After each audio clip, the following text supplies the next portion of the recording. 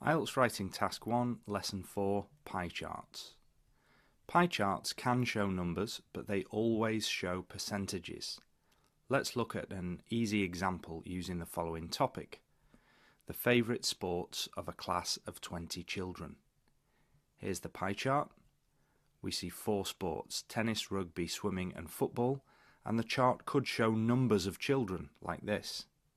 And we could write sentences like this one: football is the favourite sport of 10 children in the class.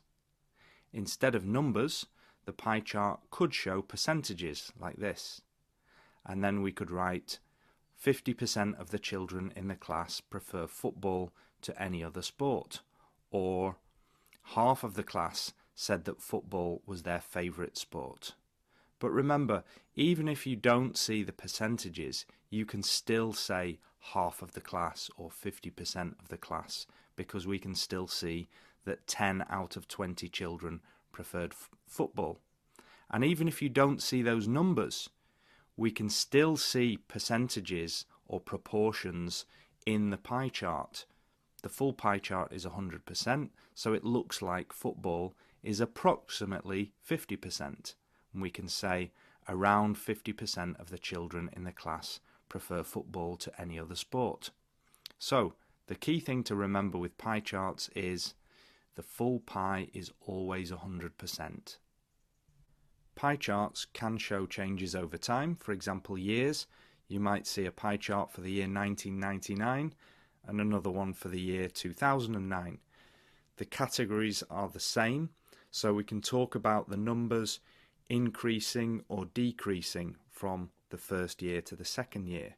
But pie charts don't always show changes over time. They might show 2 countries. For example, this is the pie chart for children in the UK, and we could have another pie chart for children in Australia. In this case, you can't talk about the numbers increasing or decreasing. You can only compare the 2 countries. Another type of item you might see is simply school A and school B. It doesn't have to be countries. Again, you're comparing the numbers. You can't talk about the numbers increasing or decreasing because there is no time shown. You can only talk about increase, decrease when there are 2 different times or a time period. So your job is to compare the percentages.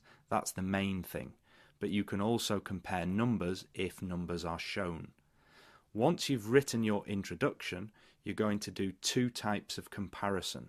First, make a very general comparison in your summary or